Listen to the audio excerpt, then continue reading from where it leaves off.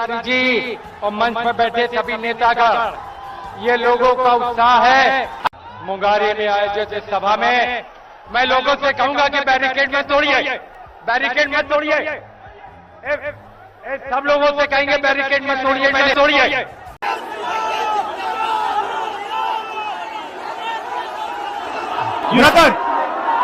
यहाँ पे हमारा माइक खराब हो गया और पब्लिक मीटिंग करना मुश्किल है। जी बिल्कुल ठीक बात है। तो मैंने सोचा कि हम थोड़ा यूपी के बारे में बातचीत कर लें और आप अपना पर्सपेक्टिव हमें बताइए, हम आपको अपना पर्सपेक्टिव बताते हैं, थोड़ी डिस्कशन करते हैं। ठीक बात है। मैं समझता हूँ कि जब माइक खराब हो गया है वो रिकॉर्ड होकर के जाएगी तो लोग बेहतर और अच्छा समझेंगे और अच्छा रिजल्ट आएगा। और क्योंकि सोशल मीडिया से वेल कनेक्टेड है तो सब लोगों को जानकारी मिल जाएगी कि हम और आप क्या बोल रहे हैं। यूपी जो 80 सीटें दे रहा है, इसमें 79 सीटें समाजवादी पार्टी, कांग्रेस, इंडिया गठबंधन जीत रहा है। एक जो क्यूटो है उसमें हम और आप लड़ाई में हैं। और इस बार क्यूटो नाम कैसे जापान वाला ही है ये क्यूटो, क्योंकि जो प्रधान सांसद हैं उन्हें सपना दिखाया था काशी के लोगों को कि दुनिया की सबसे बेहतर सिटी बनेगी क्यूटो। तो क्यूटो बनी नहीं बनी काशी के लोग ये तय करेंगे और फिर वोट डालेंगे। तो इस बार मन मर्जी नहीं चलनी है, मन की बात नहीं चलेगी, हमारे आपकी बात और 140 करोड़ लोगों की बात और संविधान की बात होगी। और आपने देखा, हम सब ने देखा कि यूपी को नरेंद्र मोदी जी ने बेरोजगारी का सेंटर बना दिया और इतनी बेरोजगारी की है।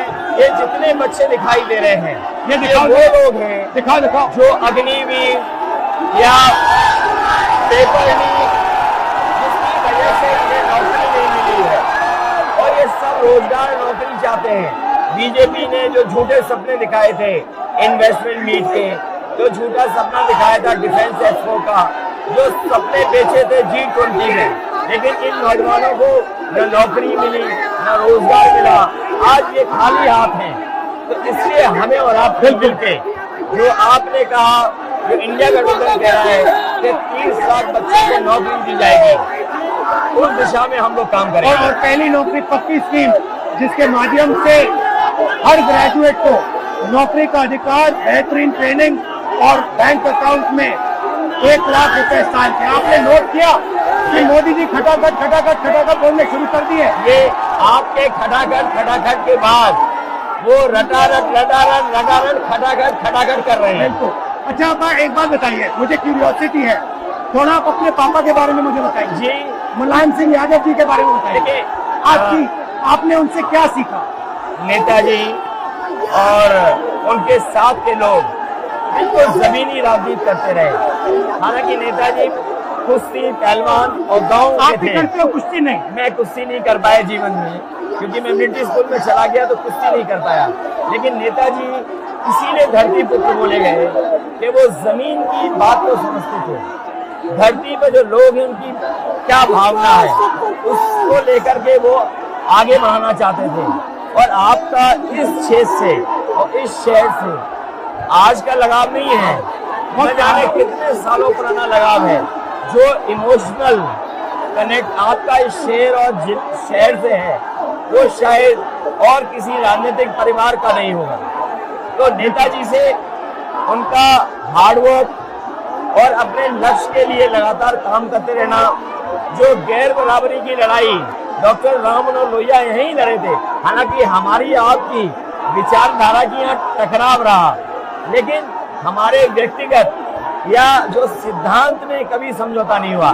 सिद्धांत को लेकर के हमने आपके साथ खड़े हुए और कई बार खड़े हुए, और आपकी भी पार्टी सिद्धांत से बहुत करीब रही समाजवादियों के। बट मुझे लगता है कि अब एक नई तरीके की पार्टनरशिप बन रही है, क्योंकि जो इस बार हमारा कोऑपरेशन है शायद पहले ऐसा कोऑपरेशन नहीं हुआ। मतलब बिल्कुल सब जुड़ गए। सबसे अच्छा ये है कि जितना उन्होंने कहा दौड़ी, उतना युवा आपसे, हमसे, इंडिया गठबंधन से और जुड़ गया। तो ये नेचुरल अलायंस है, और नेचुरल अलायंस इसलिए लोग महसूस बात कर रहे हैं कि वो चाहते हैं कि नौकरी और रोजगार मिले, नौकरी और रोजगार मिले। तो ये बड़ी भावना है कि हमसे आपसे ये यूथ कनेक्ट कर रहा है। सबसे बड़ी बात, महंगाई की चोट सबसे ज्यादा इन लड़कों को लगती है। हमारी थिंकिंग है और आपकी भी है कि ये जो 22-25 लोगों को नरेंद्र मोदी जी ने पूरा का पूरा धन पकड़ा है, उसको ठीक करने के लिए जो हमारे युवा हैं, माताएं बहनें हैं, उनको डायरेक्ट बैंक अकाउंट में पैसा देना। देखिए, ये जो लोगों के पास पैसा पहुंचने से जो अर्थव्यवस्था को लाभ मिलेगा, मैं समझता हूँ इनका भाग्य में बनेगा और देश की अर्थव्यवस्था ही बेहतर होगी। ये जरूरी स्कीम है कि इनके अकाउंट में पैसा पहुंचे, जिससे थोड़ा बहुत जीवन स्तर इनका भी अच्छा हो। नरेंद्र मोदी जी डिबेट से क्यों डरते हैं? क्योंकि वो सच का सामना नहीं करना है ना, पूरा उनका झूठ का गुब्बारा है। वो बीजेपी और बीजेपी के लोग मन मर्जी से चलते हैं, अपनी मर्जी से चलते हैं और उनको लगता है कि डिस्कशन की कोई जरूरत नहीं है क्योंकि वो सब कुछ जानते हैं। डेमोक्रेसी में जितना डिस्कशन होगा, जितने विचार एक दूसरे को हम सुनेंगे और एक दूसरे पे भरोसा करेंगे, उतना हमारा लोकतंत्र मजबूत होगा। ये बीजेपी के लोगों ने न केवल हमारी जान को खतरा पैदा किया है, बल्कि लोकतंत्र को भी और संविधान को भी खतरा पैदा कर रहे हैं। और इसका नतीजा दिख रहा है कि चाइना हमारी जमीन के अंदर आ गया, ये बेरोजगारी बढ़ती जा रही है, जो प्रोडक्शन होता है वो नहीं हो रहा है, और पूरा का पूरा एक्सटॉर्शन, ईडी, सीबीआई, ये लोग मतलब एक्सटॉर्ट कर रहे हैं। कई बार सुनने को मिल रहा है और सरकार स्वीकार नहीं कर रही है। लद्दाख की हमारी सीमाएं सुरक्षित हो गई, और अरुणाचल के आसपास या सीमा जो चीन से छू रही है वो बहुत असुरक्षित है।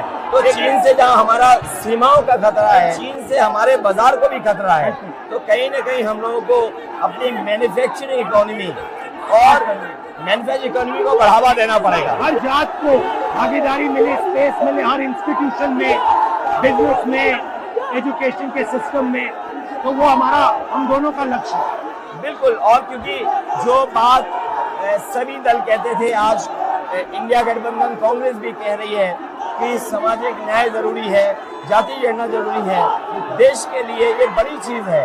जो दुनिया में अमेरिका है, यूरोप है, अपने उन लोगों के लिए जो पीछे छूट जाते हैं, उनके लिए कुछ काम करते हैं। तो हमारा जो देश जाति के आधार पर पिछड़ा है, तो इसको आगे बढ़ाने के लिए ये बड़ी भूमिका होगी इस बार। बहुत अच्छा लगा, अच्छी बहुत अच्छी मीटिंग है। मुझे लगता है कि ये यूनिक मीटिंग है क्या?